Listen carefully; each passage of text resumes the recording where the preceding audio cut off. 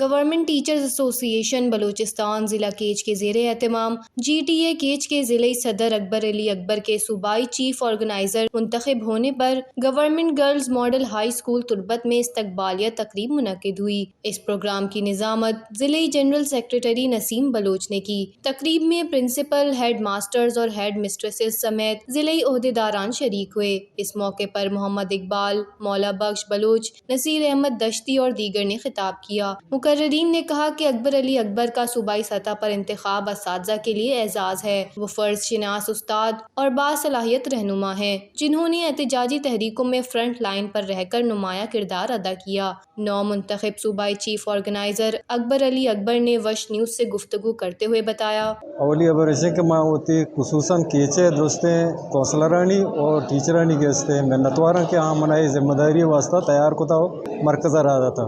میں کوشش بھی تھی کہ ماں ارچی کے مستر مسئلہ ادھر کے ہستا ہے کہ وہ پروموشن ہے گئے دومی کے ہستے ٹیچرانی پروموشن رولز کے شاید تو کا بعض کامیاس میں کوشش کرنا کہ شاید دور کرنے کے جدوجہدی بھی کرنا اور دومی مہنگائی اور یہ معاملات طرح کے ہستے ہم کوشش کرنا کہ ٹیچرانا تیو کے پاکستان ہے یا مرکزی صورت DRA مل لیتا ہے لیکن بلوچستان چرا یہ محروم ہے۔ میں کوشش کرنا کہ تیو کے ملازمان اور خصوصاً ٹیچرانا یہ DRA 30% برسی۔